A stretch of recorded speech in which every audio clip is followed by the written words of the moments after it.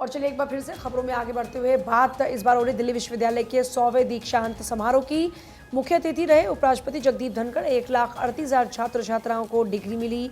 और देखिए दीक्षांत समारोह रहा, आपने वो तस्वीरें भी देखी। दीक्षांत समारोह में जो युवा हैं वो किस तरीके से अपने लिए सोचें, कैसे आगे बढ़ें, कैसे अपना योगदान देश को आगे बढ़ाने में वो दे सकते हैं, इसको लेकर उनकी ओर से बाकायदा बातचीत भी युवाओं के साथ में की गई। इस दौरान में 1,38,000 युवाओं को डिग्री मिली। मुख्य अतिथि रहे उपराष्ट्रपति जगदीप धनखड़ ने युवाओं से बातचीत भी की। 100वां दीक्षांत समारोह डीयू का, जिसमें पहुंचे उपराष्ट्रपति। बिल्कुल, तस्वीरें भी आपकी टीवी स्क्रीन पर आपको लगातार दिखा रहे हैं। 100वें दीक्षांत समारोह के दौरान जब उपराष्ट्रपति जगदीप धनखड़ यहाँ पर शामिल होते हुए 1,38,000 छात्र छात्राओं को डिग्री वितरण करते हुए नजर आ रहे हैं। आगे बढ़ेंगे, बड़ी खबर आपको बताएंगे। सीट शेयरिंग पर आम आदमी पार्टी और कांग्रेस में सहमति बन गई है। 5 राज्यों में गठबंधन को लेकर सहमति बन गई है। आम आदमी पार्टी और कांग्रेस की ज्वाइंट प्रेस कॉन्फ्रेंस हुई। दिल्ली, गुजरात, हरियाणा में गठबंधन का ऐलान इस दौरान किया गया। गोवा और पंजाब में भी गठबंधन का ऐलान हुआ। तो सीट शेयरिंग पर आम आदमी पार्टी और कांग्रेस के बीच में जो खींचतान लगातार मची हुई थी वो खत्म होती हुई और 5 राज्यों में गठबंधन को लेकर सहमति बन गई है। प्रेस कॉन्फ्रेंस कर इसका ऐलान कर दिया गया। ज्वाइंट प्रेस कॉन्फ्रेंस के तहत दिल्ली, गुजरात, हरियाणा में गठबंधन का ऐलान हुआ। इसके अलावा गोवा और पंजाब में भी गठबंधन का ऐलान इस प्रेस कॉन्फ्रेंस के जरिए।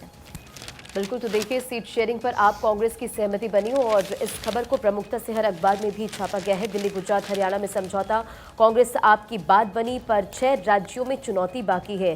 दरअसल अब इंडिया गठबंधन की निगाह 4 राज्यों की 141 सीटों पर है।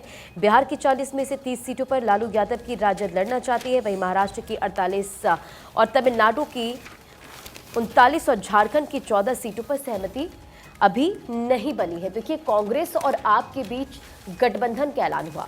आगामी लोकसभा चुनाव के लिए गठबंधन का ऐलान और दिल्ली में 3 सीट पर चुनाव लड़ेगी कांग्रेस।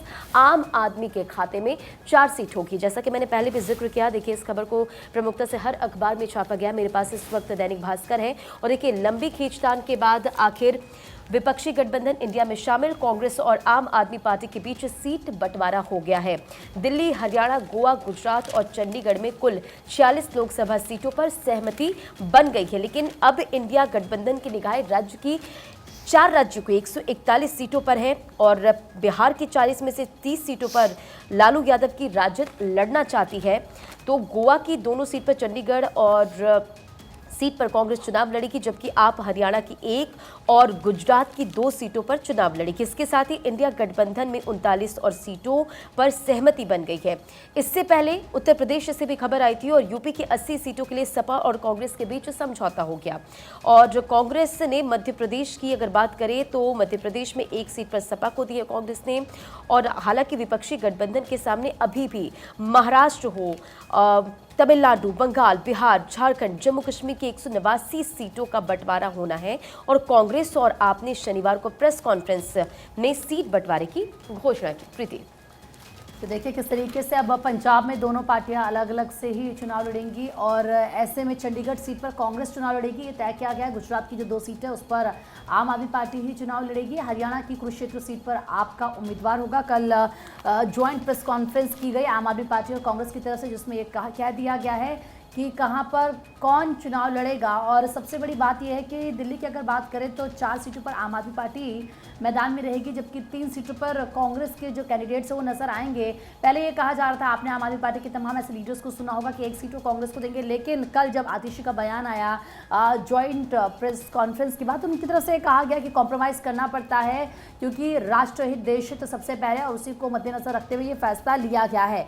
लेकिन पंजाब की अगर बात करें तो कहने वाली बात यह है कि जो ये दोनों गठबंधन ये कह रहे हैं कि हम साथ साथ हैं, पंजाब में लगता है कि हम आपके हैं कौन। वो हम इसलिए कह रहे हैं क्योंकि पंजाब में दोनों ही पार्टियां कह रही है कि हम अलग अलग चुनाव लड़ेंगे। अब शायद दोनों ही पार्टियों को लगता है कि वो वहां पर ज़्यादा बेहतर दूसरी पार्टी से कर सके, इसीलिए उनकी तरफ से यह ऐलान किया गया। और जैसे कि रंजना भी बता रही थी कि आज हर न्यूज़पेपर में फ्रंट पेज पर यह खबर है क्योंकि जाहिर सी बात है लोकसभा के चुनाव बेहद करीब है। ऐसे में अमर उजाला में हेडलाइन दी गई है कि आप और कांग्रेस दिल्ली में आए साथ, पंजाब में अलग अलग लड़ेंगे चुनाव, जैसे कि मैंने आपसे कहा।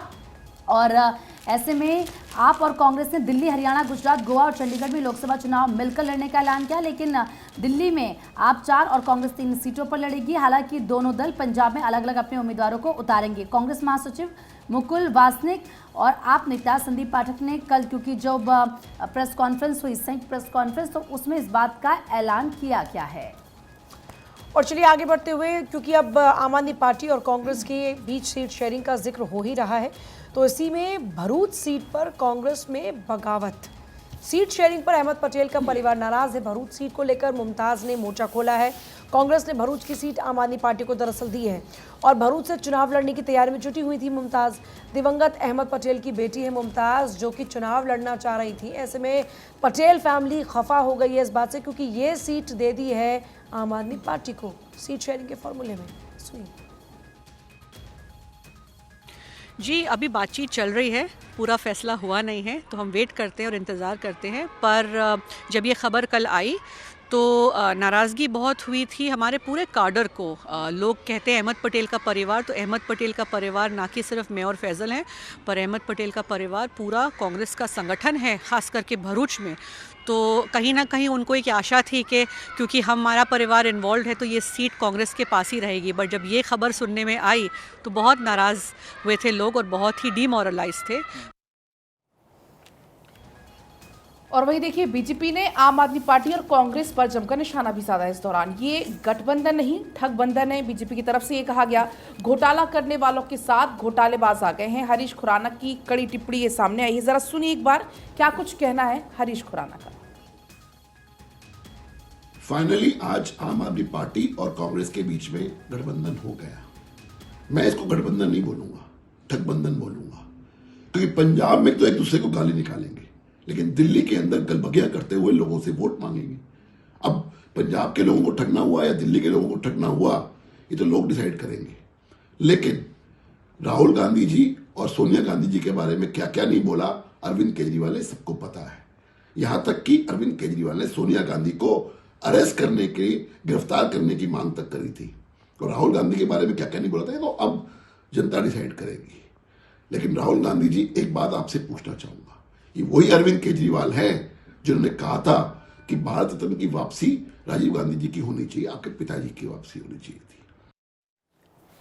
बात अब कर्नाटक की कर लेते हैं। कर्नाटक के सीएम सिद्धरामैया को बड़ा झटका लगा। दरअसल मंदिर पर 10% टैक्स लगाने वाला विधेयक विधान परिषद में खारिज हो गया और कर्नाटक सरकार ने विधेयक को विधानसभा में पारित किया था। तो ये बड़ी खबर आपको बता रहे हैं, जहां कर्नाटक के सीएम सिद्धरामैया को बड़ा झटका लगा है। मंदिर पर 10% टैक्स लगाने वाला जो विधेयक पास किया गया था विधानसभा से, उस विधेयक को विधान परिषद में खारिज कर दिया गया है।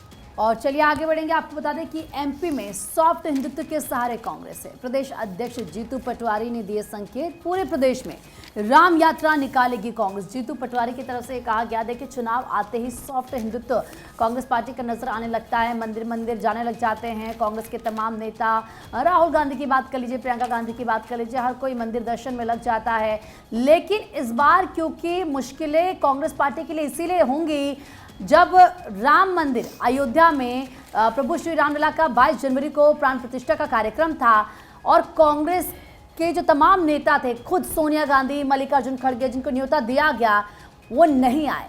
तो अब सवाल ये उठेगा कि जो सॉफ्ट हिंदुत्व का एजेंडा लेकर कांग्रेस पार्टी चलने की कोशिश करेगी कि क्या वो सफल हो पाएगा, क्योंकि पूरा जो देश है वो ये जान चुका है, जब न्योता राम मंदिर की तरफ से कांग्रेस पार्टी के तमाम लीडर्स को दिया गया तो उन सब ने उसको ठुकरा दिया। तो क्या अब मंदिर मंदिर जाकर, भले ही उसके बाद तर्क उनकी तरफ से दिए गए कि हम किसी एजेंडे पर नहीं चलते, हमें जब दर्शन करने होंगे हम जरूर आएंगे, हम अयोध्या जाएंगे, प्रभु श्री रामलला के हम दर्शन करेंगे, लेकिन सवाल यही है कि क्या जो बात देश की जनता के दिल में घर कर गई है, अब उसको कैसे कांग्रेस बाहर निकालेगी और कांग्रेस ये बात कैसे भुनाने की कोशिश करेगी। हालांकि आप देखिए, अब बीजेपी हमलावर रहेगी और बीजेपी इस मुद्दे को जोरों शोरों के साथ उठाएगी। चुनाव की तारीखों का ऐलान मार्च में 10, 12, 13 तारीख को हो सकता है। और अब अगर मंदिर मंदिर जाते हैं कांग्रेस के तमाम लीडर्स, तो ये देखना होगा कि बीजेपी किस तरीके से उन पर निशाना साधती है। पूजा, और चलिए आगे बढ़ते बात होगी योगी सरकार के उस फैसले की जिसमें युवाओं के लिए खुशी भी है और गम भी, क्योंकि पेपर लीक हुआ पुलिस भर्ती परीक्षा का और उसके बाद में परीक्षा को रद्द कर दिया गया। 6 महीने के भीतर अब दोबारा से परीक्षा होगी। पेपर लीक के बाद सरकार का ये फैसला, योगी सरकार ने छात्रों की मांग को मान लिया। 48 लाख छात्रों को बड़ी राहत मिली है, क्योंकि छात्रों की ओर से ये मांग की जा रही थी कि इन पेपर को रद्द किया जाए। हमने वो तस्वीरें देखी जैसे ही ये फैसला आया, खुद उत्तर प्रदेश के मुख्यमंत्री योगी आदित्यनाथ ने बाकायदा एक्स पर भी ट्वीट किया, ऑफिशियल लेटर भी रिलीज़ हुआ, वो लेटर की कॉपी भी इस वक्त आपके सामने, जिसमें बाकायदा बताया गया कि किस तरीके से अब अगली 6 महीनों के अंदर परीक्षा होंगी। सीएम योगी ने बाकायदा ट्वीट करते हुए लिखा कि यूपी एसटीएफ इस पूरे मामले की जांच पड़ताल करेगी और यूपी एसटीएफ की नज़र पेपर लीक करने वालों के ऊपर है और एक एक आरोपी के खिलाफ में सख्त एक्शन होगा, कोई बचने वाला नहीं है। ये सीएम योगी आदित्यनाथ का वो ट्वीट जिसमें उन्होंने आरक्षी नागरिक पुलिस के पदों पर चयन के लिए आयोजित परीक्षा 2023 को निरस्त करने और आगामी 6 महीने के भीतर परीक्षा पुनः कराने के आदेश दिए। और ये ट्वीट उन्होंने जिसमें इन तमाम जानकारियों का जिक्र किया। तो दरअसल उत्तर प्रदेश में पुलिस भर्ती की परीक्षा हुई, संपन्न हुई, लेकिन परीक्षा होते होते ही ये खबर आ गई कि पेपर लीक हो चुका है। पहले हालांकि सरकार ने ये बोला कि पेपर लीक नहीं हुआ, लेकिन उसके बाद जो छात्र थे उनमें नाराज़गी बढ़ने लगी, छात्रों ने प्रदर्शन करना शुरू कर दिया और विपक्षी पार्टियां भी लगातार सरकार के ऊपर हमलावर हो गई। जो छात्र थे जिन्होंने एग्ज़ाम दिया उन्होंने कहा कि परीक्षा दोबारा होनी चाहिए। तो कल जब ये फैसला आया तो युवाओं में बेहद खुशी थी, उनके चेहरे पर एक मुस्कान थी और उन्हें ये उम्मीद थी कि ऐसा होगा। और जब ये खबर आई तो उन्होंने कहा कि हमें लगभग यकीन था कि योगी सरकार ऐसा फैसला लेगी और हमने वो मुस्कुराते चेहरे भी कल देखे जब इस फैसले के बाद उन लोगों को अब ये लगा कि अब इस बार शायद उनके लिए फिर से अपॉर्चुनिटी होगी। देखिए, परीक्षा में नकल के इस पूरे मामले में 16 लाख महिला अभ्यर्थी भी शामिल थी और 60,244 पदों के लिए ये भर्ती निकली थी, जिसमें लगभग हज़ारों की तादाद में जो छात्र थे उन्होंने अप्लाई किया था, परीक्षा भी दी थी। और पलक भी कुछ ऐड ऑन करना चाह रही है। पलक, तो दरअसल इसमें 48 लाख युवाओं ने आवेदन किया था 60,244 पदों के लिए। आपको बता दें इस पूरे मामले में 17 और 18 फरवरी को जो परीक्षा हुई थी और अब उम्मीद ये है कि लोकसभा चुनाव के बाद हो सकता है कि ये परीक्षा ली जाए, क्योंकि 6 महीने के भीतर सीएम योगी ने परीक्षा कराने के आदेश दिए हैं। आपको बता दें सिपाही भर्ती परीक्षा पेपर लीक होने का आरोप सबसे पहले लखनऊ के शिक्षक ने लगाया था और इसके बाद मैनपुरी और अन्य जिलों में भी लोगों ने इंटरनेट मीडिया के माध्यम से पेपर लीक होने का दावा किया था। इस पर उत्तर प्रदेश पुलिस भर्ती एवं जो बोर्ड है उनकी तरफ से समिति को गठन किया गया और अब ये निर्णय लिया गया कि 6 महीने के भीतर सीएम योगी ने एग्जाम कराने के आदेश दिए। आगे बढ़ेंगे, एक और बड़ी खबर आपको इसी बीच बताएंगे।